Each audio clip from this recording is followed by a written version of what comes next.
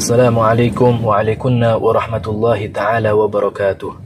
Bismillah walhamdulillah wassalatu wassalamu ala sayyidina Rasulillah Muhammad bin Abdillah wa ala alihi wa sahbihi wa man walah, wa la hawla wa la quwata illa billah, amma ba'd. Bismillahirrahmanirrahim. Nawaitu ta'alluma wa ta'alima wa tadhakkura wa tadhkira wa naf'a wal intifa'a wal ifadata wal istifadata wal hatha ala tamassuki bi kitabillahi wa sunnati rasulihi wa du'a ila al-huda wa dalalata ala al-khairi ibtigha'a wajhillahi wa mardatihi wa qurbihi wa thawabihi. Alhamdu wa syukru wa thana'u lillahi rabbil alamin. Segala puji bagi Allah subhanahu wa ta'ala. Kita haturkan kepadanya Zat yang telah memberikan kita anugerah kesehatan, keafiatan, dan Allah subhanahu wa ta'ala memaksimalkan keafiatan serta kesehatan itu sehingga kita bisa membahas, mengenal, mengerti, memahami sekelumit tentang sejarah baginda Nabi sallallahu alaihi wa ala alihi wa sahbihi wasallam. Dikatakan oleh sebuah penyair, ya dzakirinan nabi fustum bidzikril habib. Wahai mereka-mereka yang mengingat, wahai mereka-mereka yang menyebut, mengenang baginda Nabi sallallahu alaihi wasallam, sungguh kalian telah beruntung. Bahkan ba'dus solihin, ba'dul ulama mengatakan mereka-mereka yang membaca salawat kepada baginda Rasul sallallahu alaihi wasallam, ketahuilah tidak ada sedikit pun kerugian di akhirat kelak terhadap satu pun ucapan, satu pun kalimat yang ia sodorkan untuk bersalawat kepada Nabi sallallahu alaihi wasallam. Dan hal itu adalah perniagaan yang membanggakan, perniagaan yang menggembirakan kelak bagi kita semua. Dan insyaallah Allah subhanahu wa ta'ala menghiasi lidah-lidah kita untuk memperbanyak salawat kepada baginda Rasul sallallahu alaihi wasallam, dan memperbanyak apa yang ada di dalam hati kita, di dalam pikiran kita, seperti pembahasan yang telah lalu.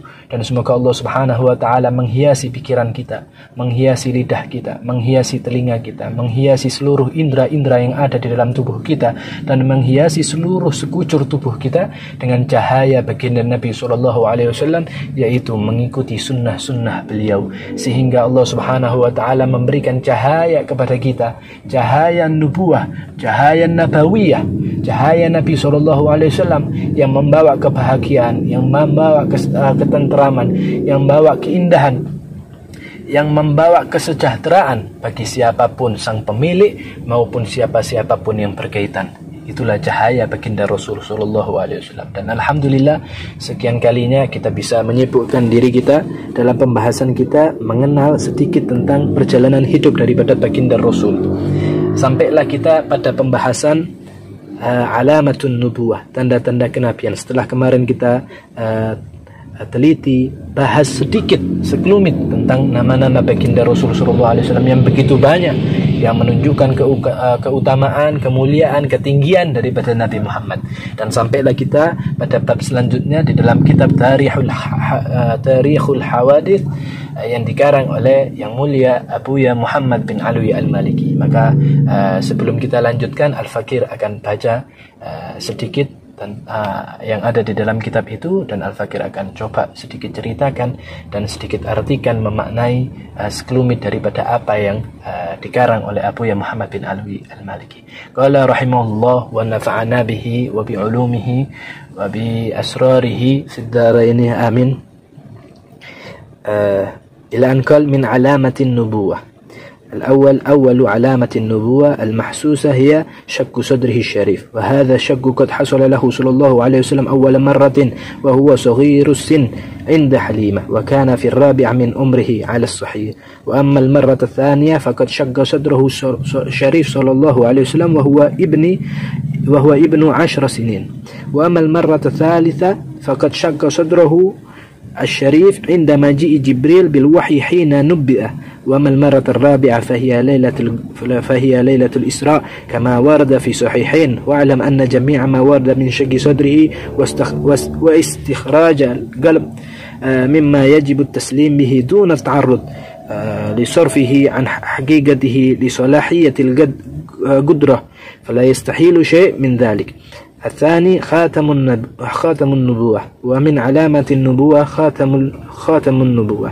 واختلف الأقوال في صفته، وأشهر ما جاء أنه كبيضة الحمامة وأنه بدعة لحم ناشزة أي مرتفعة في ظهره عند ناعد كتفه اليسرى يسهو بالنور وتعلو المهابة وينفح بالطيب. الثالثة رؤية الصالحة وهي من علامة النبوة، فقد كان لا يرى رؤيا إلا جاءت مثل فلك الصبح، وكان يرى الضوء والنور ويسمع الصوت، وكان تسليم عليه الأحجار والأشجار وتظله الغمامة. Abuya Muhammad bin Alwi al-Maliki membahas telah mengenal sedikit tentang nama-nama baginda Nabi, yaitu tanda-tanda kenabian. Tentulah kalau kita perhatikan di beberapa riwayat al-ahadits bahwasanya Allah Subhanahu wa taala menjadikan Nabi Muhammad seorang nabi sedangkan Adam masih berupa tanah dan air. Jadi kemuliaan seorang nabi itu kan mulia.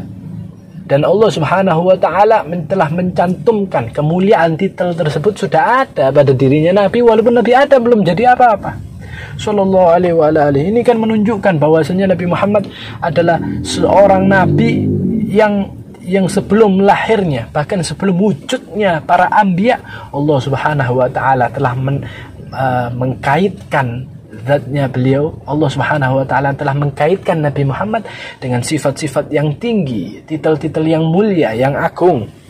Dan di bab ini ada beberapa daripada tanda-tanda kenabian yang secara zahir yang tidak bisa kita pungkiri akan hal-hal tersebut. Di antaranya yang pertama beliau membahas tanda-tanda kenabian adalah syaggu sodri, terbelahnya dada daripada baginda Rasul. Kalau di pelajaran sebelum-sebelumnya telah kita bahas bahwasanya baginda Rasul pernah dibelah tuh dadanya ketika sedang dirawat oleh Halimah. Kurang lebih sebagian ulama mengatakan kejadian tersebut terjadi pada umur 4 tahun daripada baginda Rasul. Dadanya Nabi itu dibelah oleh 2 malaikat, kemudian seperti dibilas di situ. Ya seperti yang pernah kita ceritakan di pertemuan-pertemuan sebelumnya.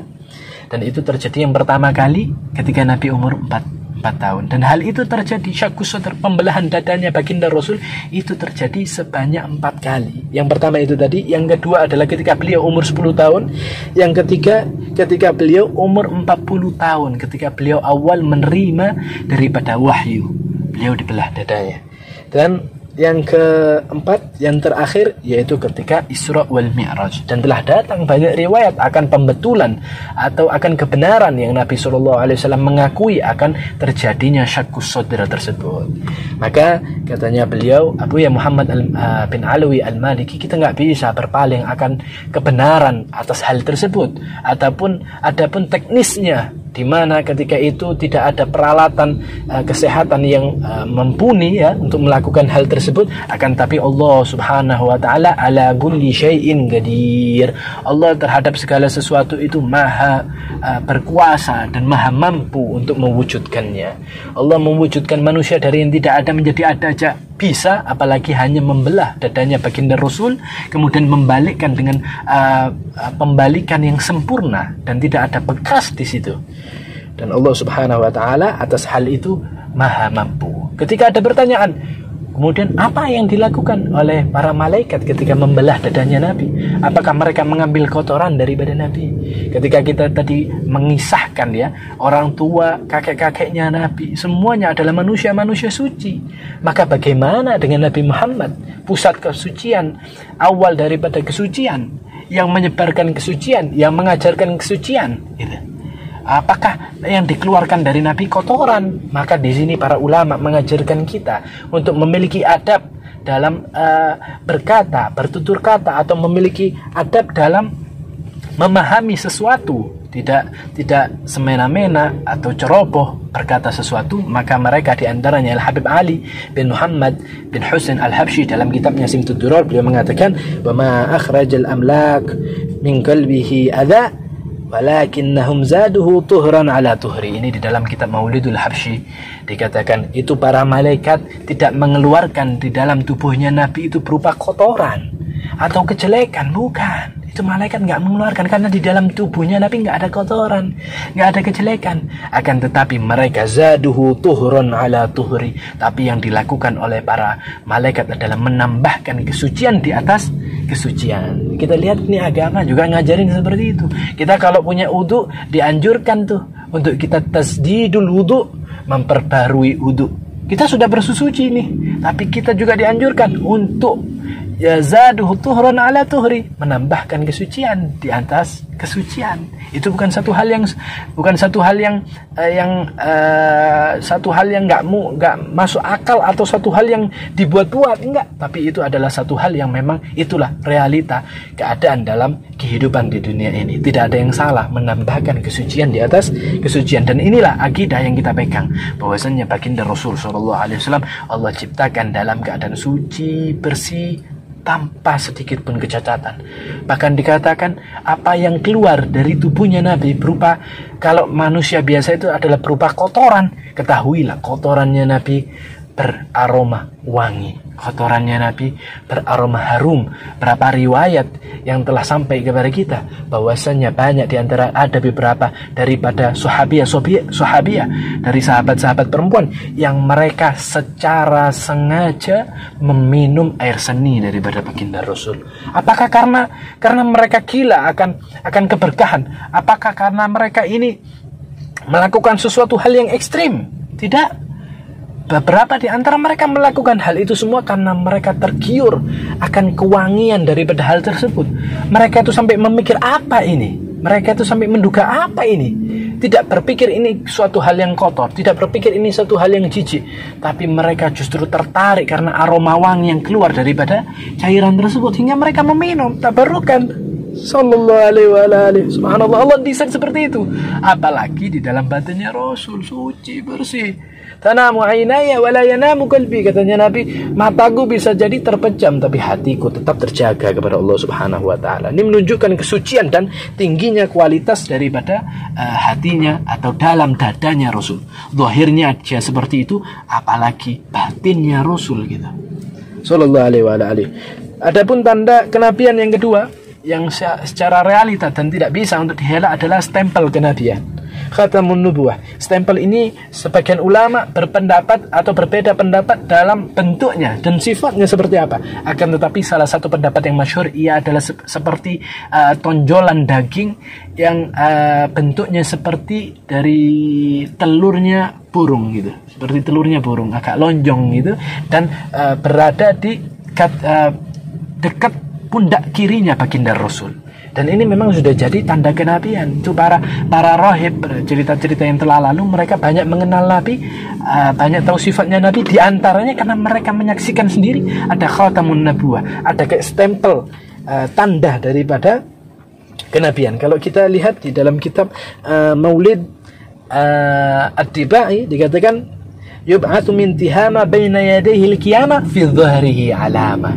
Fi dhahrihi alama, ketahuilah di dalam di punggungnya Nabi itu ada tanda stempel. Stempel ini maknanya stempel kenabian. Yang mana kalau kita ini kan dalam kehidupan kan ada tuh manusia-manusia yang punya kelebihan daging misalnya di posisi-posisi yang lain, atau bahasa yang kurang bagus adalah mungkin kayak tompel, tahi lalat. Itu kan biasanya bentuknya jelek, kemudian terkadang juga mengeluarkan aroma yang tidak baik.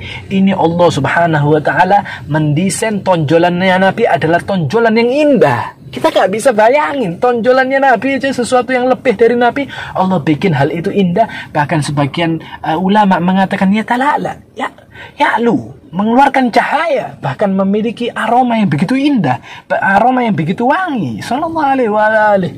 Ini satu hal yang seakan-akan nilainya nggak baik, nilainya kurang indah. Biasanya di dalam tubuhnya seorang yang sempurna, tiba-tiba ada tompelnya dia. Itu kan kalau kita menilai secara zahir, jelek nih, tapi Allah bisa jadiin tuh tanda kenabiannya Nabi merupakan tanda yang indah, bersinar, bagus, dan wangi.